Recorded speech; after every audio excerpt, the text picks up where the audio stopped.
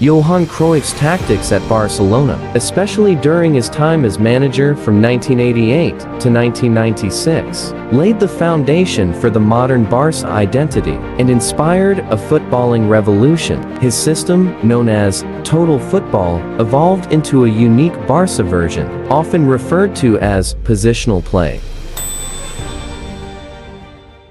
Cruyff's Barca, known as the Dream Team, revolutionized football with a system built on positional play, ball control, and structured freedom. It laid the tactical foundation for modern Barca and influenced a generation of coaches and players.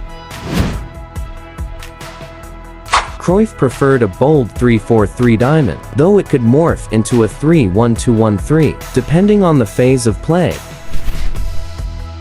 The back three stayed high to compress the field and keep the team compact. This minimized the space between the lines and allowed quick ball recovery.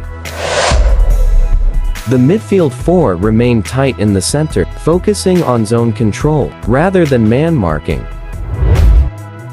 Instead of all-out pressing, the team relied on positional pressing, closing down passing options, and forcing mistakes through intelligent positioning. One of the defenders, like Ronald Koeman, acted as both the last man and a deep-lying playmaker, helping in build-up under pressure.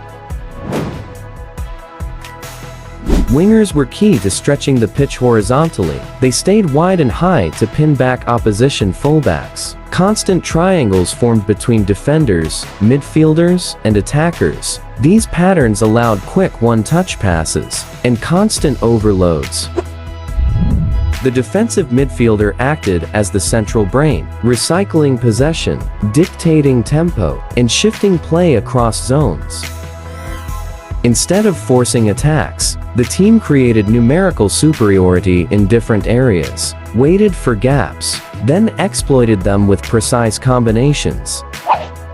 Even when attacking, players stayed connected vertically, ensuring short passing lanes and quick recovery after losing the ball. Against teams that pressed high, the structure was clear. The goalkeeper and the back three became the first line of the build-up. The midfield diamond dropped deeper, offering more options, and when the press came in numbers, they moved the ball quickly, shifting it from one side to the other.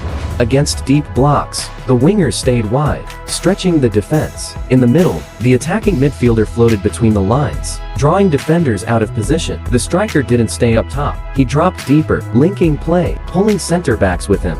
And as the defense shifted and scattered, the midfield runners surged into the gaps. Alright, so let's talk about how Johan Cruyff set up his dream team at Barcelona. He had this super unique 3-4-3 diamond formation, and every single player had a very specific job. Zubi wasn't the kind of keeper who would launch it long every time. Cruyff wanted him to start the play from the back. Short passes to defenders, stay calm under pressure. He was there to support build-up, not just stop shots. Nando played on the right of the back three. He didn't take many risks. His job was to keep things steady, cover the space behind the right winger, and make sure they didn't get caught out on that side. Now, Koeman, he was the brain at the back. Not just a defender, but also a deep playmaker. He'd step into midfield, pick out long passes, even score free kicks and penalties. Think of him like a quarterback in a football kick. Ferrer was quicker and a bit more mobile. He covered wide when the left winger pushed up, and helped with passing out of the back. He played more like a full back at times, just adapted to a back three. Young Pep played right in front of the defenders. His job was to control the pace, keep the ball moving, and always be an option when teammates were under pressure. He didn't do anything flashy, but he made the whole thing tick. Emmer was kind of the link man on the left. He'd drift into space, help build up play, and sometimes make runs into the box. He worked hard and was always involved in connecting the midfield to the attack. Baquero was the engine. He ran non-stop, pressing, tackling, supporting attacks. He'd often make late runs into the box, arriving just when defenders weren't looking. Super reliable and tactically sharp. Laudrup was the artist of the team. He played just behind the striker, finding space between the lines, creating chances out of nothing. Smooth on the ball, incredible vision. He'd make passes others wouldn't even see. Goicoechea gave them width on the right. He stayed out wide, hugged the touchline, stretched the defense. He also tracked back a lot to help out defensively. More of a workhorse than a dribbler, but super effective in this system. Stoichkov was fiery, aggressive, direct, and always dangerous. He'd start wide but cut inside constantly to shoot, or combine with Rio. He was like a second striker, always making runs behind the defense. And then you've got Romario up top. Small, quick, deadly in front of goal. He didn't do a ton of pressing or defending, but he made it count every time he touched the ball. He dropped deep sometimes to link up, but mostly he lived in the box and finished chances cold-bloodedly. For this setup, we will use this custom formation with possession game playstyle. Let's replicate each player from the 1996 Barcelona eFootball. The goalkeeper adopts a cautious, defensive approach, preferring to stay deep and rely on sharp reflexes to deny shots. Our right center back has to be a no-nonsense defender, a true destroyer who thrives on physicality and defensive grit. They patrol the backline with authority, covering wide areas, snuffing out attacks, and clearing danger with ruthless efficiency. The center back of our team will be the composed architect of the backline, equally comfortable breaking lines with precise passes, or stepping into midfield to dictate play. The left center back will glide across the backline with the grace of a defender and the vision of a playmaker, equally adept at snuffing out danger and jump-starting attacks with incisive passes.